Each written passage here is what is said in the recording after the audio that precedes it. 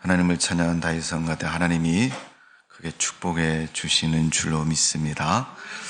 자, 오늘 사도행전에 있는 말씀 듣기 전에 우리 한번 하나님께 고백하며 하나님 사랑합니다. 예일교회에서 하면 우리 하트를 크게 만드셔서 오늘 크게 만드셔서 여기서 보니 하트가 아닌 것 같습니다. 자, 우리 한번 하나님 사랑합니다. 예일교회 사랑합니다. 시작. 하나님 사랑합니다. 예일교회 사랑합니다. 이제 또 다시 한번 합니다. 목사님 사랑합니다. 집사님 사랑합니다. 목사님 사랑합니다. 옆에 있는 분 이름 부르면서 시작. 하나님 사랑합니다. 원사님 사랑합니다. 성도님 사랑합니다. 좌우에 있는 분은 이름 부르면서 기도합니다. 자, 오늘 하나님께서 우리의 고백 속에 기뻐하시는 줄로 믿습니다. 어느 날 하나님이 아브라함에게 찾아오셔서 그런 말씀합니다. 아브라함아, 내가 너를 볼 때마다 나는 너무 마음이 기쁘고 즐겁다고 말씀하셨습니다. 하나님만 아브라함을 보고 기뻐하신 게 아니고 아브라함도 하나님을 보고 그런 기쁨 속에 사는 줄로 믿습니다. 그래서 신앙은 하나님과의 영적인 교감입니다. 기도를 하나 예배를 드리나 무엇을 하나 이런 영적인 교감이 없다면 그것은 일방적인 나의 일이 될 수도 있습니다. 예배는 영적인 교감이지 일방적인 행위나 일이 아닙니다. 우리가 그래서 하나님의 거룩한 은혜가 얼마나 민감하고 중요한가를 성경은 가르쳐주고 있고 성경을 읽을 때 하나님은 그 성령을 우리 마음에 그 하나님 말씀을 듣는 그 사람에게 기름 부으셔서 닫혀진 마음도 열려지게 하시고 또 세상적인 마음도 하나님을 향해서 온전한 마음이 되도록 역사하시고 축복해 주시는 줄로 믿습니다. 그 하나님께서 교회를 세우셨고 지금도 그 교회를 통해서 일하고 계시는 겁니다. 오늘도 하나님께서 안디옥 교회를 세우셔서 하나님의 거룩한 일을 이루시고 이루는 모습을 우리가 성경 말씀 속에서 들었습니다. 예수님이 어느 날 베드로에게 그런 말씀하셨습니다. 마태복음 16장 18절에 보면 내가 이 반석 위에 내 교회를 세우리니 음부의 권세가 이기지 못하리라. 분명히 예수님은 교회가 음부의 권세가 교회를 이기지 못한다고 말씀하셨습니다. 그런데 우리는 교회를 다니고 교회의 일원이면서도 음부의 권세가 뭔지도 모르고 음부의 권세에 넘어질 때가 참 많습니다. 여러분 굳이 설명하지 않아도 이거는 아닌데 라고 생각되어진다면 분명 그 성령의 가르치심일 것이고 성령의 말하게 하심일 겁니다. 하나님은 우리를 만드실 때부터 영적인 존재로 만드셨습니다. 그래서 세상에 누구도 다 하나님에 대해서 알 수 있는 부분이 있고 하나님을 압니다. 이건 신앙의 양심뿐만 아니라 세상에 사람으로 태어났다면 하나님 주신 은혜인 것입니다. 강아지나 돼지나 소나 이런 짐승들을 보십시오. 그들은 영적인 존재가 아닙니다. 하나님의 이름도 모릅니다. 그러나 하나님 믿지도 않습니다. 하나님의 존재 가치도 인정하지 않습니다. 다만 육신의 본능에만 충실해서 많이 먹으면 배부르고 좋은 것이고 또 많이 먹으면 기쁜 것이고 동물들의 육적인 모습인 것입니다. 그러나 우리는 하나님의 은혜로 지음받은 성도이고 또 하나님의 은혜를 받은 주의 백성들입니다. 그러기에 하나님을 생각할 수도 있어야 되고 하나님의 말씀을 들을 수도 있어야 되고 하나님의 뜻에 따를 수도 있어야 되는 것입니다. 왜 음부의 권세가 우리를 헤아릴 때 넘어뜨릴 때 거기에 속아서 넘어지고 또 우리 자신이 그런 모습 속에 서지 못하는 것을 부끄러워야 할 것입니다. 그러니까 여러분, 내가 만일 예를 들어서 길을 가다가 휴지를 버렸습니다. 땅바닥에 버렸더니 내 뒤에 따라오던 강아지가 아저씨 이리 와봐요. 강아지가 말을 하네? 그래갖고 놀라가지고 야, 너 말하냐? 그랬더니 강아지가 한마디 하네요. 아저씨 왜 휴지 버리고 가세요?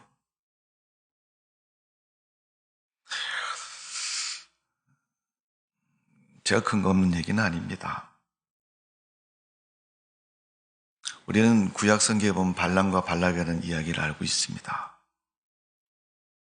동물은 눈이 열려서 여호와의 사자가 앞을 가로막고 있는데 선지자라는 사람이 눈이 어두워서 하나님의 뜻도 알지 못해가지고 말을 엉덩이에 채찍질만 하고 왜 안 가냐고, 이 동물이 미쳤나?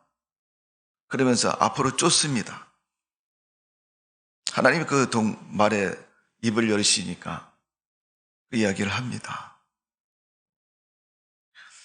성경에는 그렇게 이야기가 구성되어 있습니다만은 우리가 일반적인 무술을 보면 말한테 사과도 하지 않고, 야, 내가 몰라서 그랬다, 너를 두들겨 패기만 했다, 내가 무지해서 그랬다. 분명히 그 사과를 해야 되지만 여러분, 하겠습니까? 너는 내가 타고 다니다가 필요 없으면 잡아서 먹는 말고기에 불과한 그런 동물이라고 취급할 것입니다. 여러분, 우리가 사람이고 하나님의 준엄한 존재로 지음을 받았다면 그 준엄성 속에서 살아가야죠. 개나 돼지처럼 동물처럼 살아서는 되지 않을 것입니다. 오늘도 우리가 하나님을 믿고 하나님을 섬기기 때문에 이 자리에 나온 것이고 예배를 드리는 것입니다. 하나님을 섬기지 않는 불신자, 성경은 그 답을 분명히 제시하고 있고, 설마 그런 일이 있겠느냐, 그렇게 말할지는 모르겠지만은 이건 분명한 사실입니다. 하나님의 말씀이고 하나님의 우리에게 주신 답의 결과라는 사실을 분명히 기억하시고 하나님의 은혜 속에 우리가 살아가는 성도가 되어져야 될 줄로 믿습니다. 제가 여러분 주보에는 믿음의 요소라고는 제목을 드렸지만은 사실 믿음의 요소보다는 그들이 하나님의 사역을 감당할 수 있는 그런 하나님의 도우심과 인도하심에 대해서 성경은 기록하고 있는 것입니다. 오늘 본문에 보면 바울과 바나바가 안디옥 교회에서 선교사로 파송을 받고 하나님의 말씀을 전하기 위해서 세상을 향해서 나갑니다. 하나님을 믿지 않는 사람들이 사는 지역에 가서 복음을 전하고 주 예수를 믿겠다고 믿음에 결단하고 하나님의 사람들이 된 사람들을 모아서 아름다운 교회를 만들고 그 교회를 중심으로 해서 하나님의 거룩한 사역을 감당하는 그런 모습이 바울과 바나바가 선교 사역을 통해서 이루어진 결과들입니다. 그들이 복음을 전하고 가는 그 자리는 교회들이 섰습니다. 여러분, 오늘날도 하나님은 주를 믿는 성도들 중심에서 교회를 세우시고 그 성도들에게 교회를 의탁하고 계시는 겁니다. 십자가의 복음을 12제자에게 의탁하시고 성령을 통해서 그들을 도우셔서 하나님의 거룩한 사역을 세상 끝날까지 하시는 그 하나님께서 오늘날 교회를 세우시고 그 교회를 통해서 하나님의 그 거룩한 사역을 맡기신 겁니다. 결국 저와 여러분은 모든 주님의 그 십자가의 사역을 위임받은 사람이고 책임져야 할 그런 존재들입니다. 오늘 하나님께서 그 사역 속에서 우리를 쓰시고 일하심을 볼 수가 있습니다. 그 사역 가운데서 제일 첫 번째 오늘 본문에서 말씀하고 있는 것은 믿음의 사역의 협력자와 연대성을 그들이 가졌다는 것을 가르쳐주고 있습니다. 여러분, 지난 시간에 말씀을 드린 것처럼 아시겠지만은 바나바는 착한 사람이요 성령과 지혜가 충만한 자다. 성경은 바나바에 대해서 그렇게 말하고 있습니다. 그 바나바가 자기 고향인 길리가 다소에 있는 사울을 찾아갑니다. 가서 사울에게 나랑 같이 안디옥 교회에 가서 하나님의 거룩한 일에 동참하자, 일을 하자고 말했고, 사울은 그 바나바를 따라서 안디옥 교회에 와서 같이 동력을 합니다. 주로 말씀을 가르친 바나바, 말씀 중심으로 사역하였고, 또 사울은 하나님을 만났던 다메섹의 영적인 경험과 믿음의 간증을 가지고 영적인 분야에서 하나님의 말씀을 증거했습니다.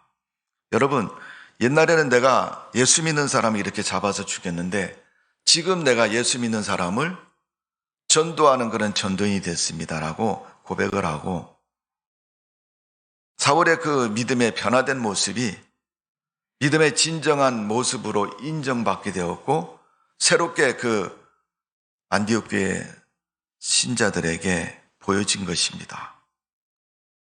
여러분, 예수 믿기 전과 예수 믿은 후에 여러분 어떻게 변하셨습니까? 우리가 변했다고 말하지만은 사도 바울이 로마서에서 그런 얘기를 합니다. 우리 인간 속에는 쓴뿌리가 있다. 그걸 자랑하려고 말하는 게 아니고 조심하라고 얘기한 거예요. 그런데 우리는 조심하기보다는 어떤 때와 고비가 있을 때마다 그 쓴뿌리를 드러내고 사용합니다. 제가 초등학교 다닐 때, 중학교 때까지만 해도 꼭 겨울철이 되면 학교에서 숙제를 냅니다. 숙제이기도 하지만 또 잘하는 사람은 상도 줬어요. 불조심 표를 하나 써와라. 담임선생님이 다 받아가지고 자기 반 아이들 표를 쫙 펴놓고 심사를 하는 거죠. 어떤 표가 제일 멋지게 잘 지어졌느냐. 담임선생님이 그걸 모아가지고 몇 개 선정해서 이제 전체 학교의 선생님들 각 반별로 그런 선정된 작품들을 쫙 놓고 우리 학교에서 제일 표를 잘 지은 사람 이제 1, 2, 3등을 선정을 하는 거예요. 그래가지고 상을 줍니다. 그런 표 중에서 우리가 일반적으로 많이 사용했던 그 규절 중에 하나가 뭐냐, 꺼진 불도 다시 보자. 불을 얼마나 조심해야 되는 꺼진 불, 여러분. 꺼졌으면 그만이지 그걸 뭘 또 다시 봅니까, 여러분? 그래도 혹시 살아날지 모르니까 다시 보자는 거예요. 여러분, 우리 인간의 속성은 그렇습니다. 뭐 내가 변화됐다고 얘기하고 내가 아니라고 얘기하지만은 원래 출발부터 그렇게 되었기 때문에 언젠가는 그 모습이 쉽게 드러나고 나타날 때가 있습니다.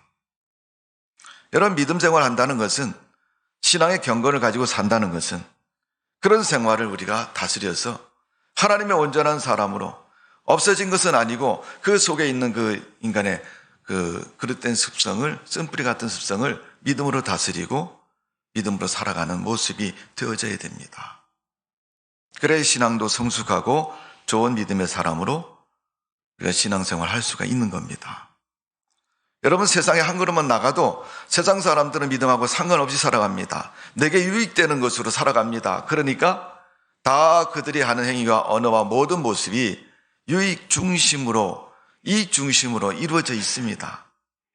우리는 그들과 함께 공감해야 되고 함께 인생을 살아가야 됩니다. 그러다 보면 우리가 눈에 보이는 것, 또 우리가 환경을 통해서 만들어진 것들에 영향을 받기 때문에 다 불신으로부터 오는 영향을 받고 내가 거기에 동화가 되고 그런 사람이 될 수 있습니다. 그 중에서 원래 내가 가지고 있던 마음 속에, 삶 속에 깊숙이 자리 잡았던 뿌리 같은 그런 것들이 쉽게 나를 그들에게 내어주도록 유도하게 되고 환경을 갖게 되는 것입니다. 그러게 우리는 믿음으로 날마다 하나님의 은혜로 충만해야 됩니다.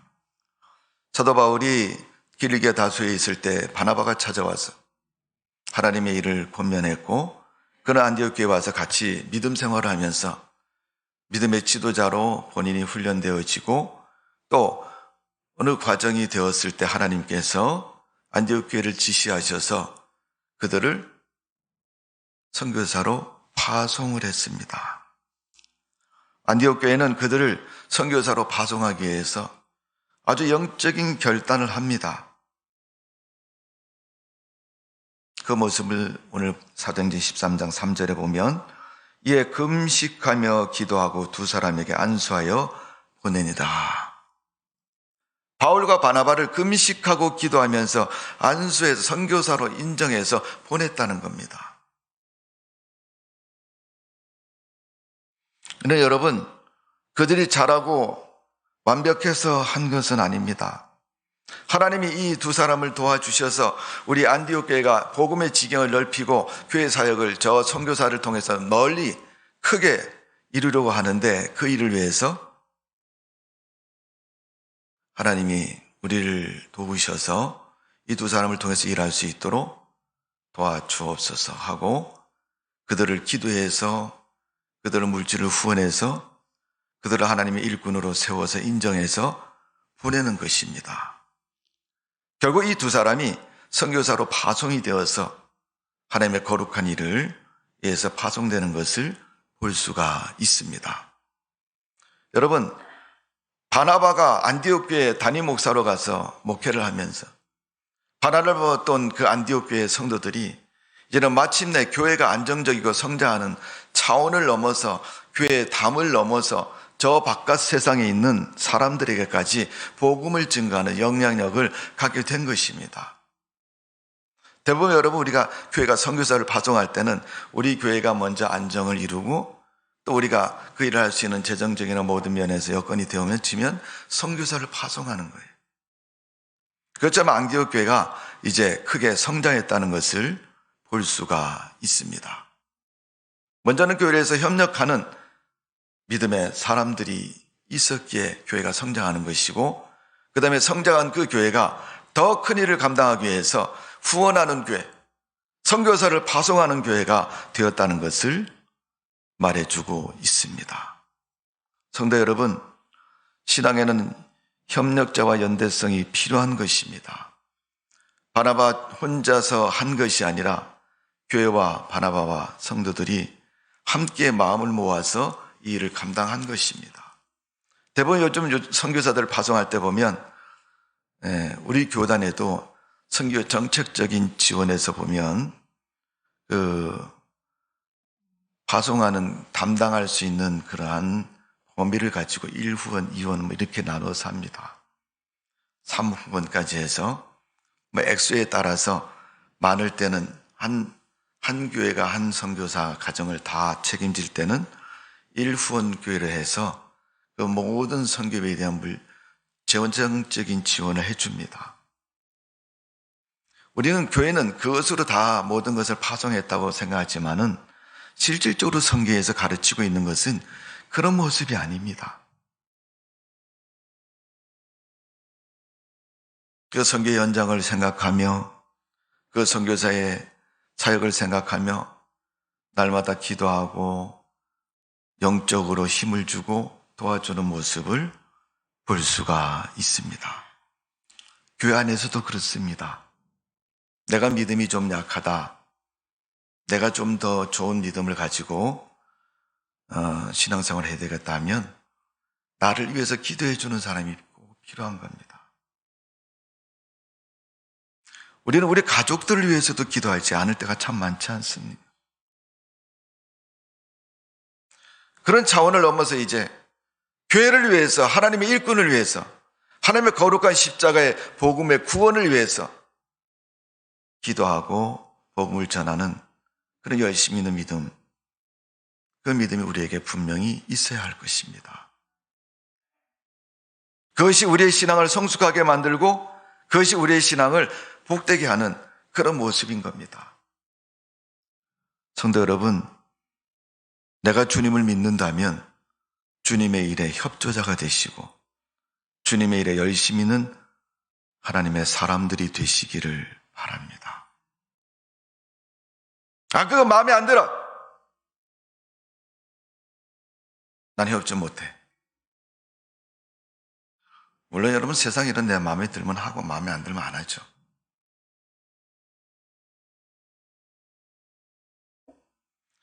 여러분, 하나님이 주신 은혜를 선물이라고 얘기하고 하나님의 은혜라고 얘기하거든요.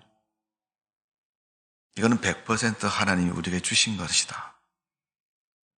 우리가 착각 속에서 하는 게 뭐냐면 내가 교회를 다니고 하나님을 믿었으니까 내가 구원받는다. 그렇게 말할 수는 있어요.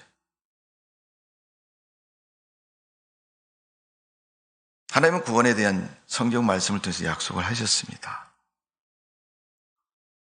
그러나 우리가 어떤 존재인가를 선택하는 건 하나님의 선택입니다.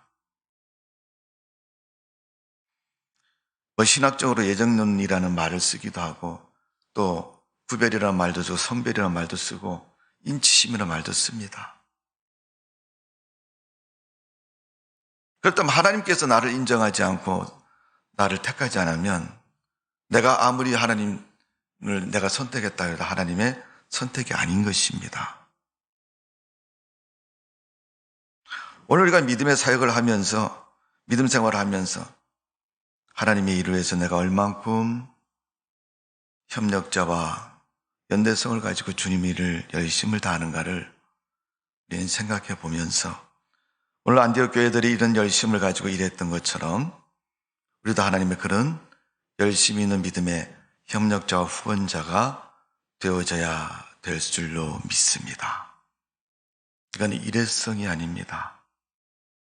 우리의 신앙이 끝나는 그날까지 주님의 일을 기억하고 주님의 백성으로 살아가야 되는 것입니다. 자, 오늘 보면 4절의 말씀을 봅니다. 두 사람이 성령의 보내심을 받아 실루기아에 내려가 거기서 배를 타고 구브로로 가서, 거기에 4절에 보니까 두 사람이 성령의 보내심을 받아, 하나님의 보내심을 받았다, 이렇게 얘기하는 거죠. 이 두 사람이 선교사로 파송하는 것은 교회가 결단하고 일에 힘쓰지만 근본적으로 하나님이 그 일을 하도록 명하셨다는 겁니다. 성령은 영이신 하나님으로 말씀하고 있는 것이고 하나님의 사역의 현장에서 언제든지 역사하는 것이 성령의 역사입니다. 하나님 사역의 현장에서 보면 하나님의 도우심이라고 말할 수 있습니다. 성령은 어느 곳이나 어떤 곳에서도 늘 역사하십니다. 그런데 기도하는 사람을 통해서 역사하시고 믿음의 일을 하는 사람에게 역사하시는 거예요.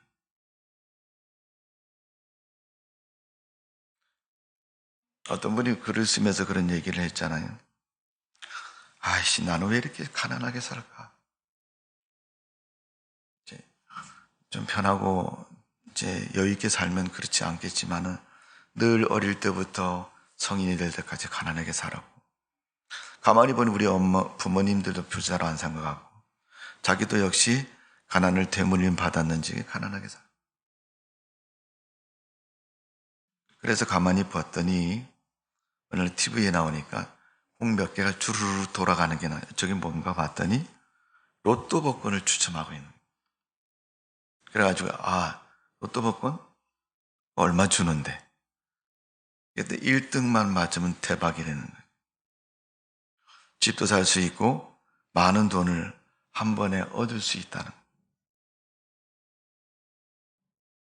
그래서 이 사람이 저것도 하나의 방법이, 확률은 없지만은 방법이라고 생각하고 로또 복권 하나 사갖고 성경책 위에다 다 올려놓고, 하나님, 이번에 로또 복권을 샀는데 정말로 당첨되게 주시옵소서.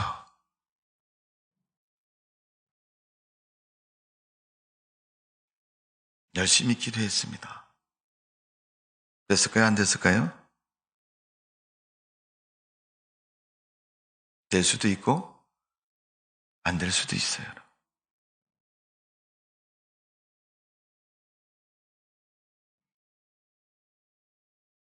여러분은 안 되는 쪽에 생각을 두실래요? 되는 쪽에 생각을 두실래요?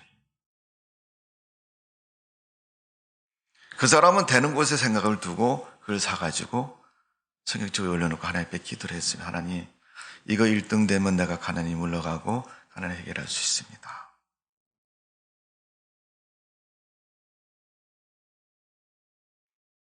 안 됐습니다. 그래서 실망스러운 표정을 가지고 3-4번이라고 그러죠. 우리 한국 사람은 다음 주에 한 번 하고 그 다음 주에 한 번 하고 3주를 계속 기도를 했는데도 안 됐다는 거예요.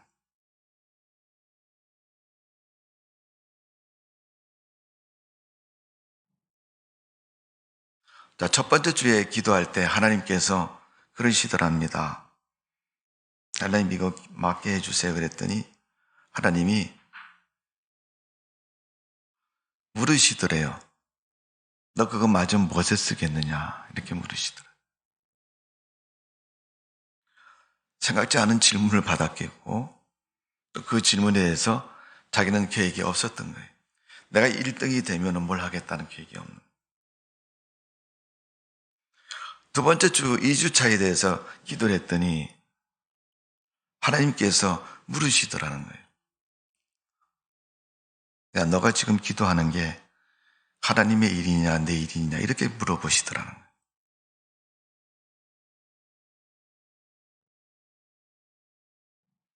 자기가 아무리 생각해도 이건 하나님 일 아닌 것 같다는 거예요. 그렇지 않아요. 로또가 맞는 건 내가 좋아지려고 맞는 거지, 내가 맞는다고 해서 헌금을 다 교회에다 헌금하거나 주님의 일을 쓰겠다는 계획이 없었기 때문에. 첫 번째 기도했을 때 들렸던 그 말씀처럼 내가 무엇을 쓰겠느냐고 물었는데 그 말을 듣고도 아직도 내가 그에 대한 이유를 마련하지 못했고, 두 번째 하나님이 질문하시니까 내가 하나님 일인가 네 일인가라고 했을 때 하나님 일이라고 말하지 못했던 것은 하나님 일이 아니기 때문에 하나님 일이라고 말을 못했던 거죠.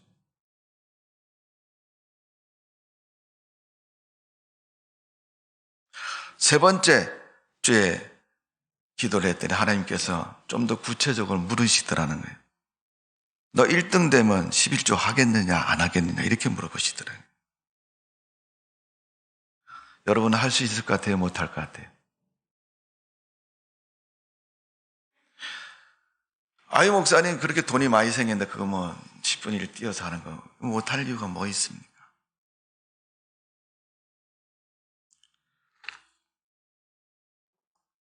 우리 지방에 어떤 목사님이 목회를 했는데 동생이 자기 교회에 나와요. 대기업에 다니는 분인데 그분이 어느 날 모임에 사석에서 그래요. 좀 화가 나 있어. 목사님 왜 그러세요? 그랬더니 이놈의 자식이 자기 동생이니까 표현을 그렇게 쓰는 거예요. 이놈의 자식이 11조도 띄면 어려워서 띄어먹겠죠. 그랬더니 아니래. 그럴 수가 있냐고 이러면서 자기 11조 받으러 갔다 왔대. 11조를 왜 받으러 가요 목사님? 그랬더니 받으러 갔다 왔대. 대기업에 다녔는데 몇십 년 동안 회사를 다녔으니까 여러분 퇴직금이 얼마나 많겠습니까 여러분? 몇 억이 된대요. 그러니까 11조를 못 하신 거예요. 아무리 목사님 동생이라 그래도 11조를 못 해. 액수가 커지니까.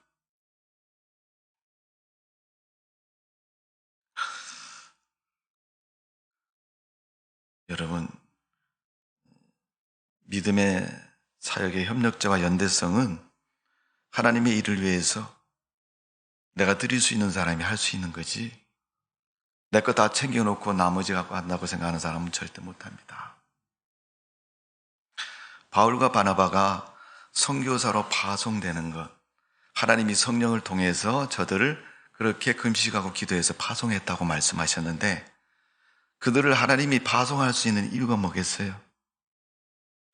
자기 인생이라도 내어놓고 주님 따라가겠다는 믿음의 사람이었기에 하나님이 그를 하나님의 일꾼으로 세우시고 일하시는 거예요.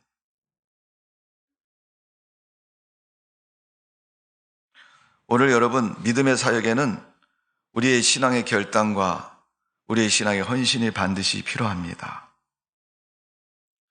그래서 오늘 본문 4절에 보니까 성령께서 그들을 보내셨다. 하나님이 그들을 보내셨다. 성경은 이 성령에 대해서 명확하게 얘기를 합니다.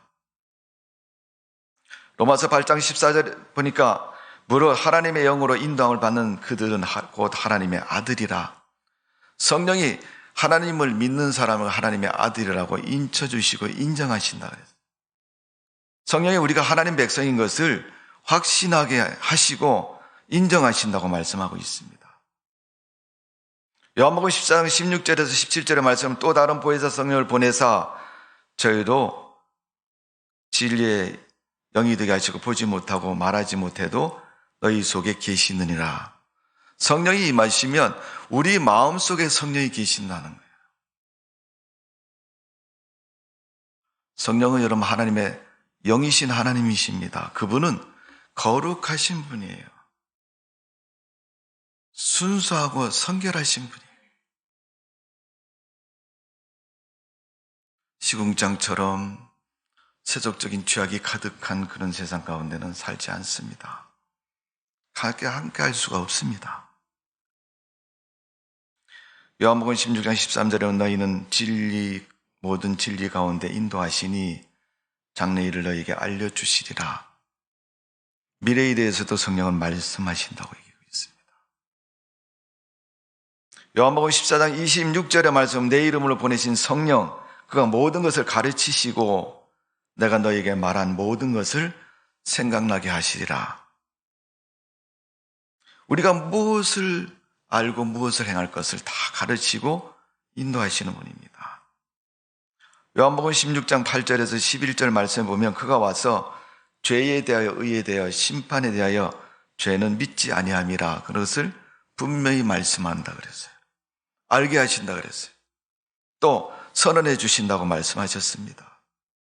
그러니까 성령의 인도를 받아서 바나바와 바울이 파송을 받았는데 앞으로 그들이 사역하는 그 사역의 여정에 얼마나 생각지도 않은 많은 일들이 있겠습니까?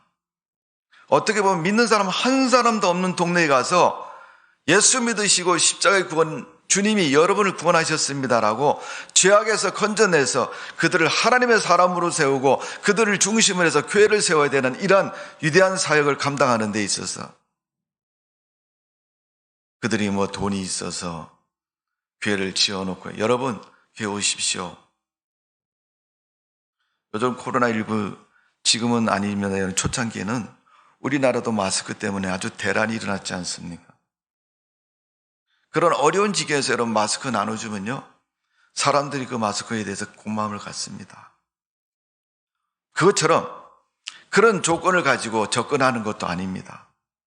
여러분 한국이라는 가난한 나라에 선교사님들이 들어와서 학교도 짓고 병원도 짓고 먹을 것을 나누어주고 그들이 입었던 옷들을 모아가지고 사람들에게 나눠주면서 전쟁으로 폐허가 된 이 나라에 복음을 들고 와서 물질과 더불어서 복음을 전파하고 예수 믿게 했던 것처럼 바울과 바나바가 지금 그런 세상을 향해서 나가는 겁니다.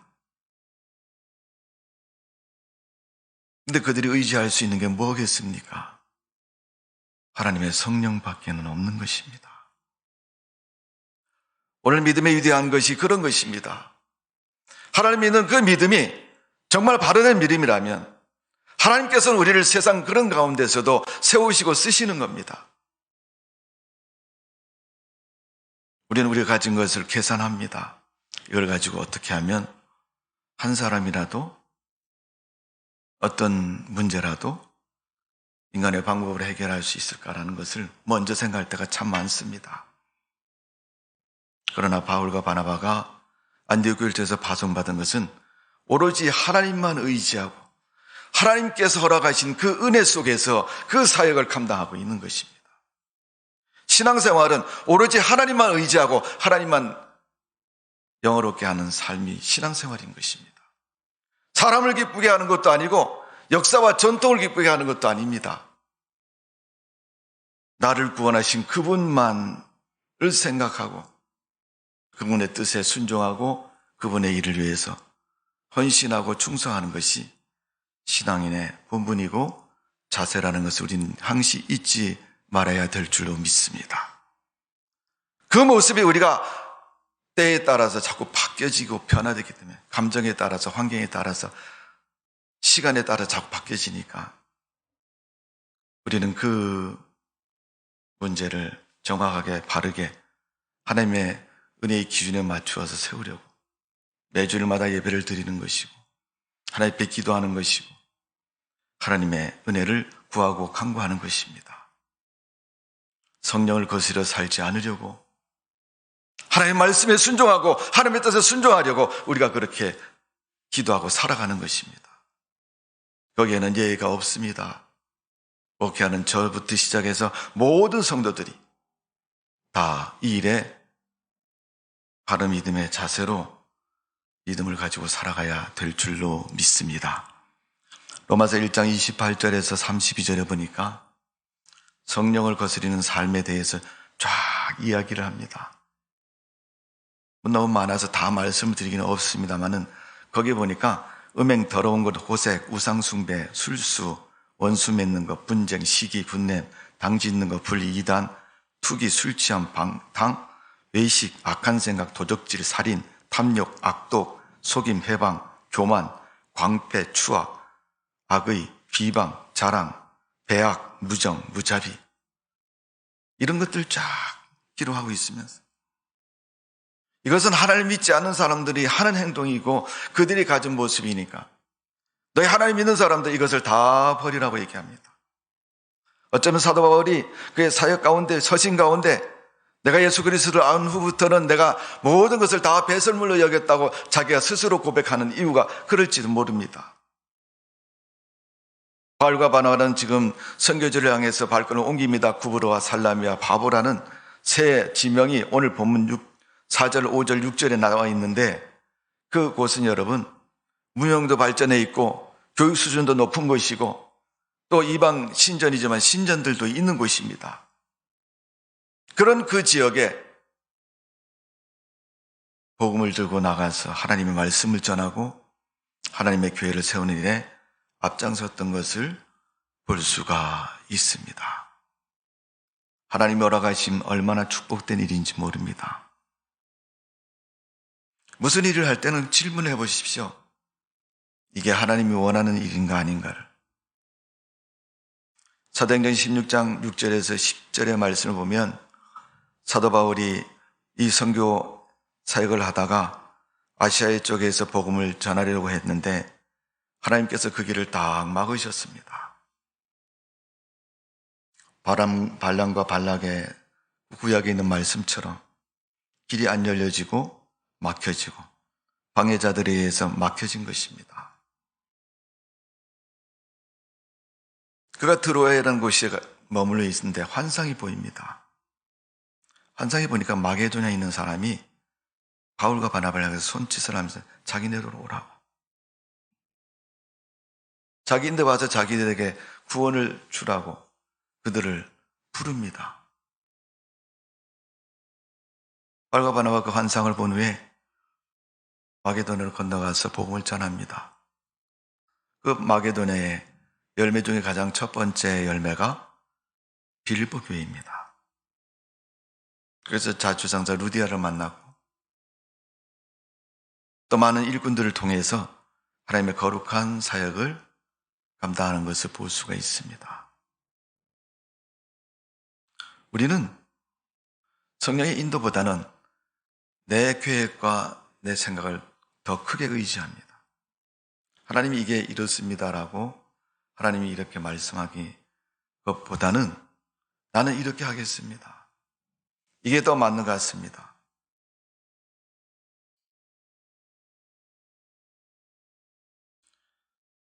하나님이 길을 열어주시고 인도하셔야 되어지는 줄로 믿습니다. 아무리 그들이 가야 되는 그 지역이 하나님 믿지 않는 우상으로 가득 차 있다 할지라도 하나님은 그 가운데서 그들을 보내셔서 하나님의 거룩한 역사를 이루고 섭리해 나가는 줄로 믿습니다. 우리가 교회가 반드시 붙잡아야 할 믿음의 메시지가 있다면 5절, 6절입니다. 오늘 보면 13장 5절, 6절에 보면 살라미에 이르러 하나님의 말씀을 유대인 여러 회당에서 전할세 요한의 수행원으로 두었더라.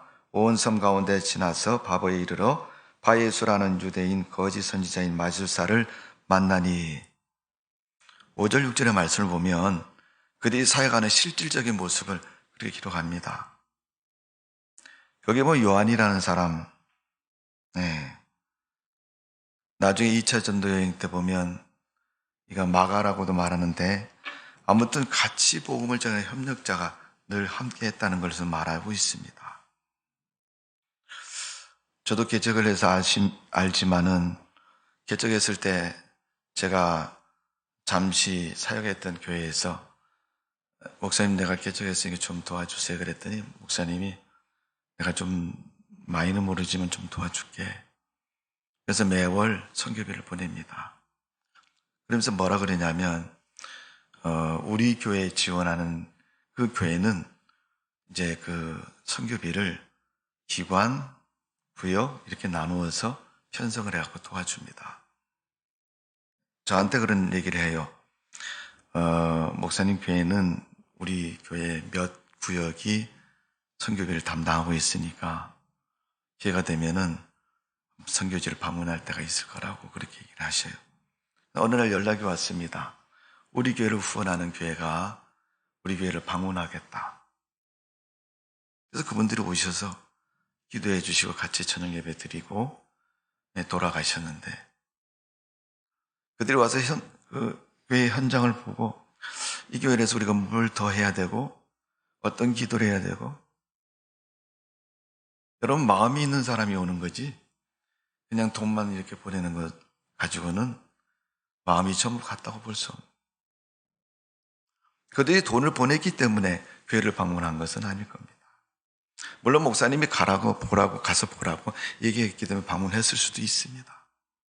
아무리 그렇게 얘기를 해도 자신들이 우리가 선교비 보내고 우리가 선교하는 이 교회에 가서 정말 얼마나 교회가 힘들까, 목사님이 얼마나 어떻게 사역을 하고 있을까 궁금하기도 하고, 또 마음도 그곳에 있기 때문에 직접 찾아와서 교회를 보면서 기도하고 후원한 것처럼, 우리는 하나님의 은혜를 받고 하나님의 믿는 믿음으로 살면서도, 현실의 삶을 살면서도 실질적인 우리 생활 속에서 내 삶이 하나님을 향해서 정말 이 마음을 두고 있는, 믿음의 마음을 두고 있는 삶을 살고 있는가를 보면요, 내 구원의 문제인데도 내가 믿음의 마음을 두지 않고 살아갈 때가 많아요. 예수님은 그들의 신앙을 바리새인 믿음이라고 꼬집으셨어요.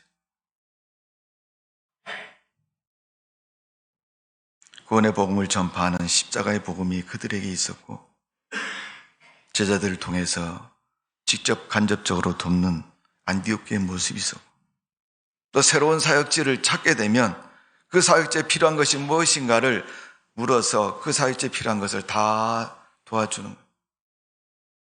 다 서포트하고 다 힘을 합쳐서 싸워나가는 거예요. 오늘 6절의 말씀에 보니까 바보라는 곳에 갔더니 바예수로 표현했는데 이건 우상숭배죠. 하나님을 대적하는 우상을 말하는 거예요. 그렇게 표현한 것입니다. 거기에 그들과 어떻게 했어요? 바나바와 바울이 선지자 마술사를 만났다. 그 귀신을 내어 쫓이고 그것 때문에 바울과 바나바가 옥에 갇히는 사건이 생기잖아요. 비록 옥에 갇히는 일이 생길지라도 그들은 이 영적인 싸움에서 굽히지 않고 싸우는 거죠. 사람들은 감정의 싸움을 할 수 있지만은 하나님께서는 영적인 싸움을 힘쓰기를 바라고 있는 거예요. 교회를 생각하고 교회를 위해서 싸우는 것, 영적인 싸움입니다. 내가 누굴 잘하니까 편을 들어가지고 우르르 몰려가서 싸우는 건 영적인 싸움이 아닙니다. 그럴 땐 것을 옳다고 말하는 건 인간적인 싸움에서 나오는 얘기지 하나님의 판단도 판별도 아닙니다. 그럴 땐 것을 옳다고 말하면 하나님의 심판을 어떻게 받을지 생각하지 않죠. 강정에 충실해서 그렇게 하는 거죠. 전 성경을 읽다가 항상 도전적이고 나의 생각을 채찍하는 말씀이 그 말씀입니다. 나더러 주여 주여 하는 자마다 다 천국에 갈 것이야. 아버지의 뜻대로 말씀대로 행한 자가 하나님 나라에 갈 수 있다고 말한 것처럼, 믿음은 입술로 고백하면 믿음인 줄 알지만은 하나님은 네가 그렇게 살고 있느냐라고 물으시는 거죠. 너 그거 되면 뭐 하겠느냐? 되기도 전에 너 이거 해서 뭐 할 거냐? 이렇게 묻는다면 더 대답을 못 하겠죠. 왜 되기도 전에, 손에 들기도 전에 하나님 물어보실까요? 사람은 손에 잡으면 마음이 변하기 때문에 그런 거예요. 손에 잡기 전에는 달라고 힘쓰고 또 애걸 했지만은 손에 잡으면은 내 손에 있는데 네가 갖고 가냐? 왜 내놓으라고 얘기하느냐?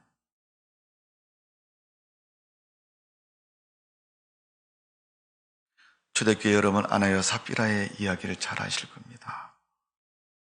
믿음은 세상에 있는 돈보다도 크고 사람보다도 크고 세상에 어떤 것보다도 큰 것이 믿음이 되어야 된다. 여러분, 신앙의 중요성을 잘 가지고 여러분이 살아가는 인생 가운데서 믿음의 승리자가 되시기를 주님의 이름으로 축원합니다. 우리는 하나님 믿는 사람이고 믿음으로 할 수 있습니다. 어느 교회, 큰 교회 다닌다고 할 수 있는 게 아니라 하나님 섬기는 사람이 할 수 있습니다. 이렇게 모든 성도님들은 여러분은 믿음의 승리자가 되시기를 주님의 이름으로 축원합니다. 기도하겠습니다. 아버지 하나님, 우리를 사랑하신 주님의 은혜를 감사드립니다. 믿음 가지고 살게 해주시고 믿음으로 승리하는 저희들 되게 하여 주옵소서. 하나님을 믿는 믿음 되게 해주시고 믿음으로 오늘도 주님 앞에 드린 예배가 주님 앞에 인정받는 믿음 될 줄로 믿습니다. 감사와 찬송을 돌려드리며 예수님의 이름으로 기도하옵나이다. 아멘.